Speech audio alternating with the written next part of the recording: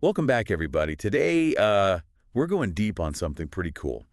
The idea that you can achieve success just by changing your mindset. Yeah, that's a fascinating idea, right? And we're going to be using excerpts from The Magic of Thinking Big Oh, yeah, I love that book. to really try to extract those golden nuggets. Yeah, exactly. How can we apply this? Yeah. How can we cultivate a mindset Uh-huh. that actually helps us achieve success? That's the goal, right? And it dives right in. It really does. It doesn't just tell you to believe, Right. It gives you really concrete examples. It is, yeah.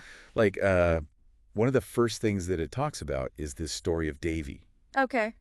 this little kid who tells his dad he wants to be a professor of happiness Wow. when he grows up. Talk about thinking big. Talk about thinking big. Yeah. Right. That's amazing. So it's already getting us into this concept of Yeah. success starts with just that simple belief. And that's like the foundation of the whole thing. Yes, It's like if you don't believe it, how are you going to achieve it? exactly. Yeah. And then it goes on to tell this story about Harry, Okay. who is a salesman, Uh-huh.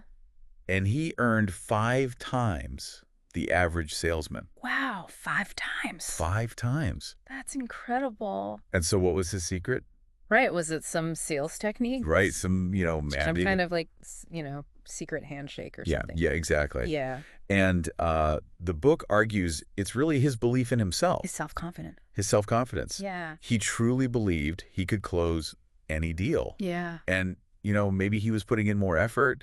Maybe he wasn't afraid to go after those bigger clients. Right. And that belief probably like shone through in his interactions with people. Oh, totally. And Yeah. so people were probably more drawn to him and more likely to trust him. Absolutely. Uh-huh. But then the book also warns about something that I think is really relatable. Okay. This concept of excusitis. Oh, yeah. Have you ever heard of that before? Yeah. I've definitely experienced it. Okay. Yeah. So tell me about it. Have you ever fallen prey to this disease? Oh, absolutely. All right. Like we all have, I think, those moments where, we let excuses kind of hold us back. Yeah. And the book describes excusitis as this thing that's really preventing us from reaching our potential. Mm-hmm. It's that voice in our head Yeah. that comes up with all the reasons why we can't do something. Totally. And it's usually, reasons related to health intelligence, Oh, interesting. age luck, you name it. Okay, so let's break down some of these strains Yeah, let's do it. of excusitis. Okay. What about the health one? Okay. We all have those days where we're not feeling 100%. Right. But how do we keep that from becoming a chronic excuse? Right. So the book suggests that instead of dwelling on that nagging headache or whatever it is that you're feeling, Yeah. to focus on the positives of your health. Okay. So remind yourself of all the things your body can do, so it's not about denying the challenges. Right. It's about shifting your focus Okay. to what you can control. That makes a lot of sense. Yeah. And then, a lot of people probably get stuck in this, Oh, yeah. the intelligence trap, Mm-hmm. where we're just like, oh, I'm not smart enough. Right. I don't have a high enough IQ. I can't do that. Exactly. And the book really pushes back on that. Okay. It argues that, practical knowledge Uh-huh. and the ability to learn are actually way more valuable than raw IQ. Yeah. And it even brings up the example of Henry Ford. Oh, wow. He had very limited formal education, Yeah. but he built a business empire. Yeah. So it's not about being a genius. Right. It's about being resourceful. Absolutely. Yeah, And I think that's a really empowering thought, it is. because it makes you realize, anybody can learn and grow if they're willing to put in the effort. Right. If you have that drive Yes, and that willingness to learn. But then there's also the age excuse. Oh, yeah. The age-old excuse. Yes. Yeah. I'm too old. Right. I can't, start something new or make a big change. Exactly. How does the book address that? Well, the book argues that age is often a mental barrier, not a physical one. Oh, that's interesting. Yeah, and it tells this great story of Bill, Okay. who decided to become a minister at age 45, Wow. and then later became a college department chair at 55. That is incredible. Right. So talk about you're never too old. You're never too old to reinvent yourself. Exactly. Yeah. To pursue your passions. Exactly. To learn new things. It's never too late. Never too late. Yeah. Okay, but there's one type of excusitis I'm really curious about. Okay. It's the luck one. Oh, the luck excuse. How can you possibly overcome bad luck? Well, that's a good question. Right. The book actually debunks this whole idea of luck. Okay. It argues that, successful people create their own luck. Right. Yeah, so those lucky breaks that people seem to get Right. often come to those who have put in the work, Okay. who have prepared themselves, and are ready to seize those opportunities. I can see that, yeah. So instead of blaming bad luck, Yeah. it's about creating opportunities for yourself. That makes a lot of sense. Yeah. So even if we can banish all forms of excusitis, Right. I think there's another big obstacle that a lot of people face, Yeah. and that's fear. Oh, absolutely. Fear is a big one. How does the book suggest we tackle that? It offers several strategies, but one of the most powerful is action. Oh, interesting. Yeah, it uses this great analogy Okay. of Navy recruits jumping off the high dive. Oh, wow. They don't overthink it, they just jump. Right. And it's the same with anything that we're afraid of. Right. The longer we dwell in that fear, the stronger it becomes. Yeah. But taking action, even a small step, can help to break that fear's grip. So it's about doing something, anything to move forward Mm. instead of getting stuck in that analysis paralysis. Exactly. Yeah, analysis paralysis is a real thing. It is. We can get so caught up in thinking about all the what ifs Yeah. and the potential problems that we never actually take that first step. And then you're just frozen. Exactly. You're frozen in fear. But what about those moments? Yeah. When that fear creeps back in, Right. how do we kind of maintain that courage? Right. Well, the book introduces this concept of managing your memory bank. What is that? So it suggests that we should consciously deposit positive thoughts and experiences into our memory bank so that we can then withdraw them later when we need a confidence boost. It's like creating this mental arsenal of self-belief. Exactly. Yeah, it's like having a reserve of positivity that you can tap into. Okay, but how do you practically do that? Right. Like, is it keeping a journal of positive affirmations or something? It can be as simple as that. You could write down positive affirmations, you can relive past successes in your mind, or even create a visual board with images that inspire you. Okay. The key is to just consciously create that reserve of positivity. I love that it's like building this mental fortress against doubt and fear. Exactly. Yeah. It's about strengthening your mind. But the book also goes beyond just the mental strategies, right? It does. It talks about physical actions that we can take to boost our confidence. Absolutely. Right. Yeah, it emphasizes the power of things like, maintaining good posture, smiling, genuinely dressing well, Interesting. speaking up in meetings, practicing eye contact. So it's like projecting an aura of confidence. Exactly. It actually makes you feel more confident. Yeah, fake it till you make it kind of thing. Yeah, totally. But it actually works. And I think, I've definitely noticed that. Yeah. Like when I make an effort to stand tall, make eye contact, I do feel more self-assured. Right. Your body language can really influence your state of mind. It can. But how does this thinking big concept actually translate into real-world actions? Like, what does that look like? Well, that's where things get really interesting. Okay. The book dives into this idea of the power of language, Okay. and it argues that the words that we choose actually shape the mental pictures Oh, wow. that we create for ourselves and for others. That's powerful. It is, yeah. Yeah. So, for example, instead of saying, "we failed," a big thinker might say, "we're taking a new approach." It's reframing. Exactly. It's about reframing our experiences, Yeah. focusing on the solutions rather than dwelling on the problems. That makes a lot of sense. Yeah. And it's not just about positive self-talk, right? Yeah. It's about using language strategically Exactly. to inspire action, Yeah. to create a vision that others can buy into. Yeah, it's about painting a picture with your words. Yes, I love that. Yeah. And the book gives us a fascinating example of this in action. Yeah. It tells the story of a salesman who was incredibly successful at selling farms. Selling farms. That's Selling farms.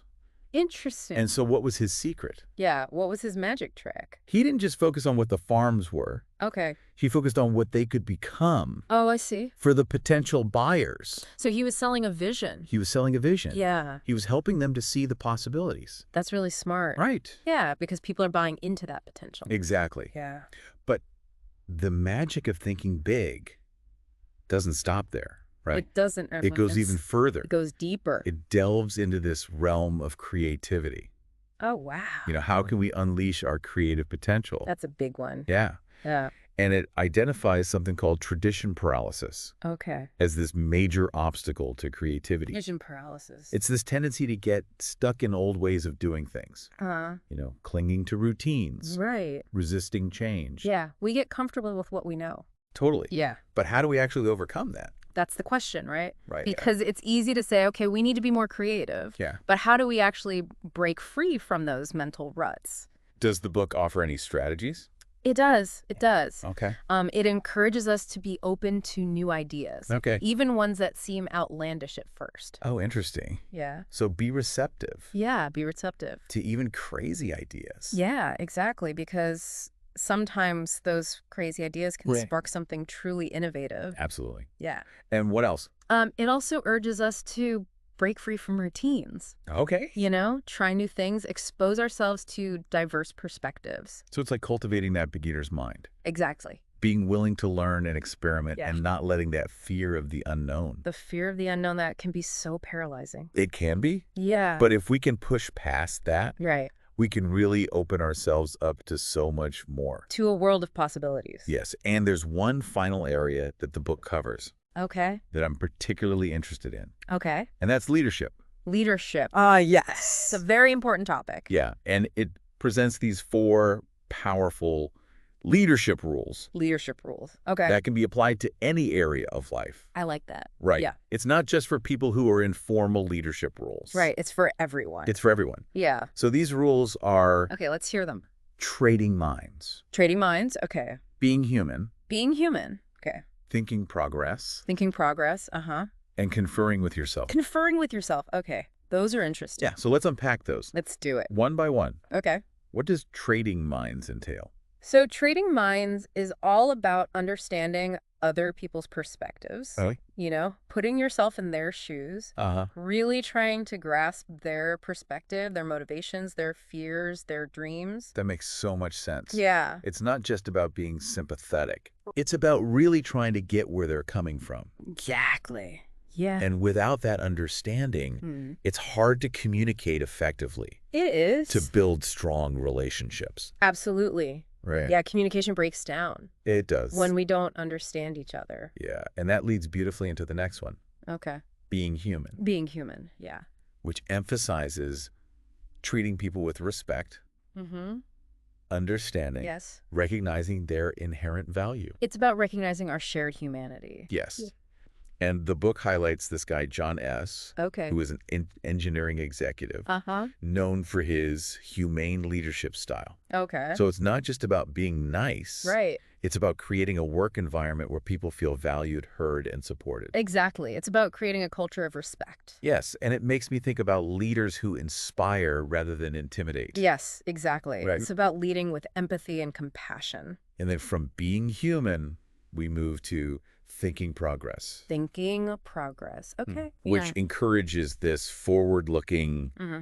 improvement-oriented mindset. I like that. Yeah, Yeah. Always striving to be better. right, to do better.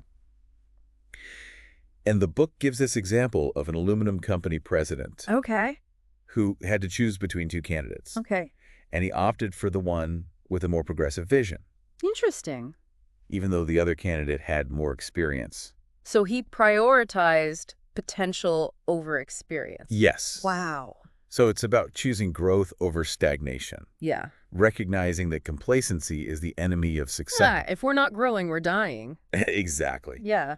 And then the final one, confer with yourself, Confer with yourself. Now, what does that mean? which stresses the importance of solitude Oh, okay. and dedicated thinking time Mm-hmm. for developing these leadership qualities. So it's about taking that time to step back, Yes. to reflect, to plan, Yes. To Wow. analyze. Yeah. To really think deeply. to go deep. Yes. Yeah. About where we are, where we want to go, I like that. and how we're going to get there. Yeah. It's recognizing that leadership isn't just about outward action. Right. It's about the inner work The inner work is so important. and the self-development. Yes. It's Oh. about cultivating those qualities within ourselves. Absolutely. Yeah. It's pretty amazing how these leadership principles, can apply to any area of life, I know it's true. even if you're not like in a formal leadership role. Yeah, it's like a blueprint It is. for personal growth, Yeah. effective communication. Totally. Yeah.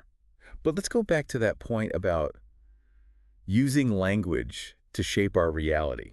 Okay, yeah. The magic of thinking big really emphasizes that, That does. doesn't it? Yeah, it's about using words that create those powerful, positive images in our minds Uh-huh. and in the minds of others. Remember that story about the salesman who sold farms, Oh, yeah. helping the buyers visualize their dreams? Yeah, he didn't just focus on the practical aspects of the property. Right. He painted a picture of a fulfilling life on that land. Yes, and it worked It did. because he tapped into their aspirations. Their desires for a better future. Exactly. Yeah. And that ties into this concept of adding value, Adding value. which the book also explores Right. in depth. It's a big idea. It is, Yeah. but it's one of those phrases that gets thrown around a lot. It does, yeah. But what does it actually mean in a practical sense? How do we actually add value? Yes. you Does know? the book give any concrete examples? It does. It does. Okay. There's this interesting example of a retail executive Okay. who discovered that the average customer spent way more in their store Uh-huh. than the sales people realized. Wow.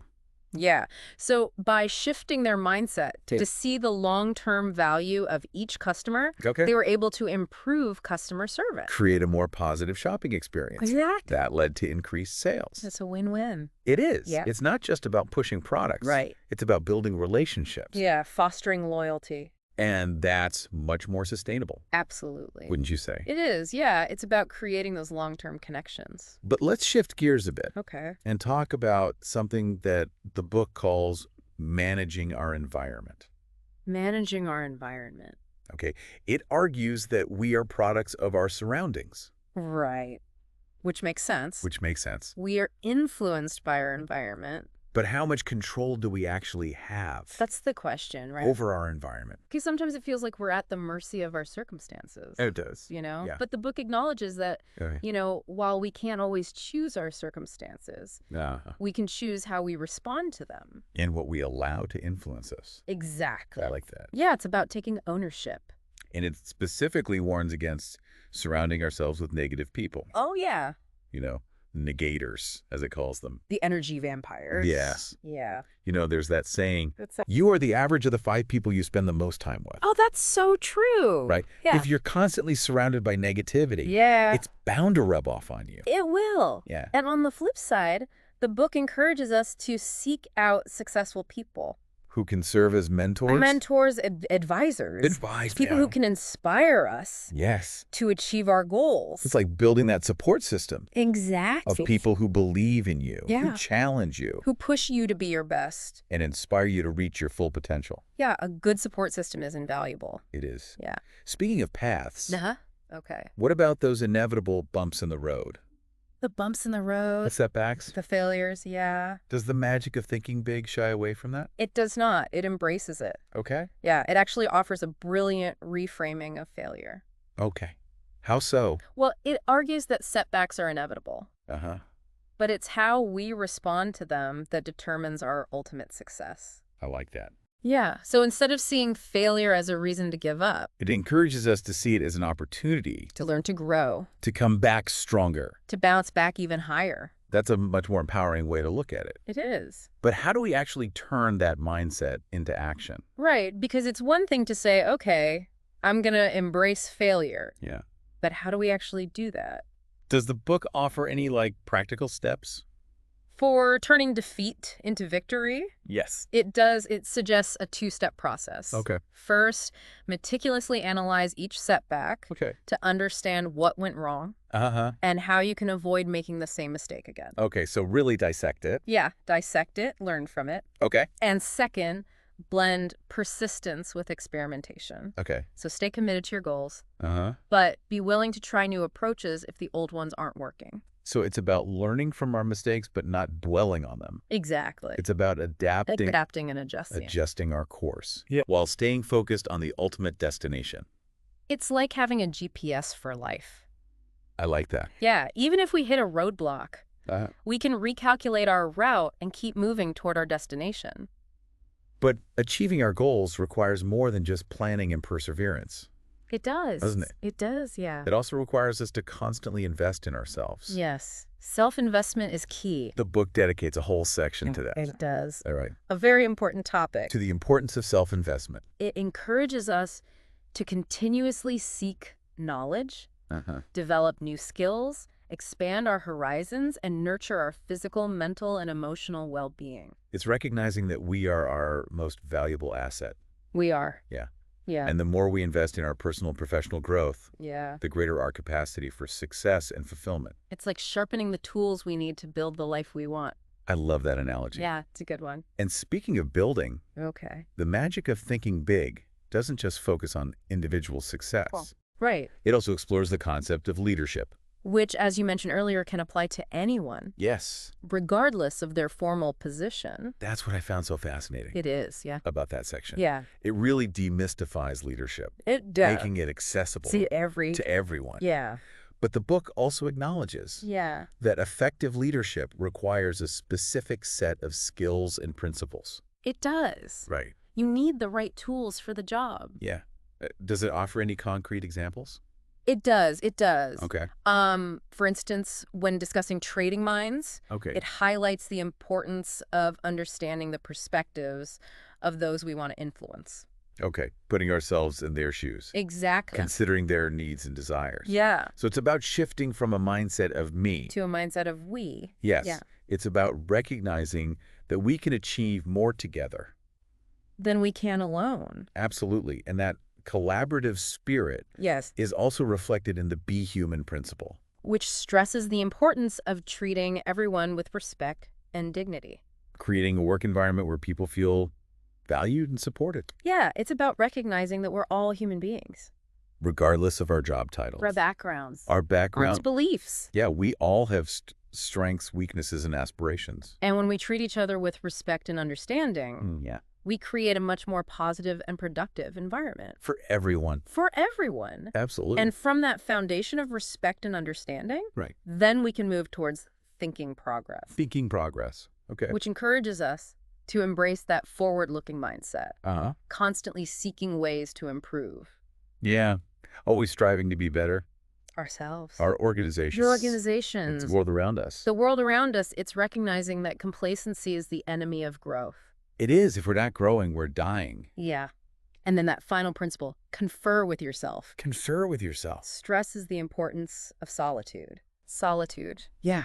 Dedicated thinking time. For developing those leadership qualities. So it's about taking that time to step back from the daily grind. To reflect, to analyze. Reflect, to analyze. To plan our next moves. Yes. It's about recognizing that leadership isn't just about outward action. It's also about inner work. The inner work is so important. Self-development. It's about creating that space for clarity, insight, and inspiration. This has been such an insightful exploration Yes. of the magic of thinking big. I've really enjoyed it. We've covered so much ground, So much. from the power of belief to the principles of effective leadership. It's been a fascinating journey.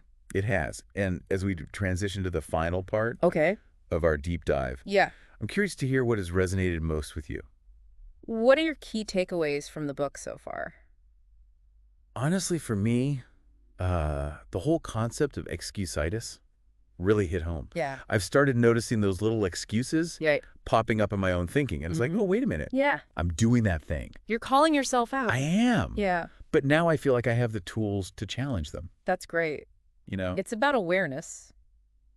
It is. Once you become aware of those patterns, Yeah. then you can start to break free. And then that idea of managing your memory bank, Oh, yeah. that's something I'm going to try. Yeah. You know, it's so easy to get caught up It is. in the negative thoughts. Right. But now I have a strategy for consciously cultivating positivity. It's like creating a mental savings account Yes. for those tough times. But even beyond those individual strategies, Yeah. what really stood out to me was this emphasis on relationships. So relationships, yeah. You know, the magic of thinking big, Uh-huh. it doesn't just focus on personal success. Right. It highlights the importance of thinking, right? Yes. Toward people. Toward people, that's so important. It is. It's a crucial aspect of success that I think often gets overlooked. The book reminds us that success isn't a solo endeavor. Right. It's about collaboration, empathy, Yes. creating win-win situations. And it's not just about networking Right. or building, you know, Strategic alliances. strategic alliances. Yeah, It's about genuinely caring about the people that we interact with. absolutely. Treating them with respect, appreciating their unique contributions. It's about recognizing the value that each person brings to the table. Yes. And the book actually encourages us It does. to be generous with our praise and appreciation. Yes. Make others feel valued and important. The small gestures can go a long way. It can. Yeah. It's a reminder that kindness and gratitude Yeah. aren't just nice gestures. Right. They're powerful tools They are. for building strong relationships. To building a better world. Yes, and strong relationships, whether in our personal or professional lives, Yeah. create that foundation They do. for success. They're essential. But what about those moments where conflict arises? Conflict. Yeah. That's inevitable. It is. How does the book address that? Yeah. Well, it offers some really insightful guidance on navigating conflict Okay. and turning those potentially negative experiences into opportunities for growth. Interesting. Yeah. How so? Well, it encourages us to see setbacks as learning experiences, Okay. to analyze our mistakes, Yeah. and to develop new approaches. So it's about resilience, adaptability, Exactly. and that unwavering belief in our ability to overcome challenges It's about embracing the ups and downs of life. and using them to fuel our growth. Exactly. So the magic of thinking big. Yeah. It's not just a feel-good self-help book. No, it's not. It's a practical guide It is. to creating a life Yes. filled with success, fulfillment, And meaningful relationships. and meaningful relationships. That's a great way to sum it up. It's been an incredible deep dive, It has been. and I feel like I've walked away Yeah. with a whole new toolkit A whole new set of tools. for achieving my goals and living a more fulfilling life. That's the goal. It is. Yeah. But before we wrap up, Okay. I want to leave our listeners Yes. with a final thought. Okay, what is it? If the magic of thinking big Uh-huh. could magically transform your life, Okay. what one belief would you choose to adopt today? Ooh, that's a powerful question. What limiting belief would you finally let go of? I like that. I think Wait. that's something that everyone needs to ask themselves. It is. Yeah. It's been a pleasure diving into this book with you. The pleasure was all mine. And to our listeners, thank you for joining us on this journey of exploration. Until next time. Until next time, keep thinking big, keep believing in yourself, and never stop reaching for your dreams.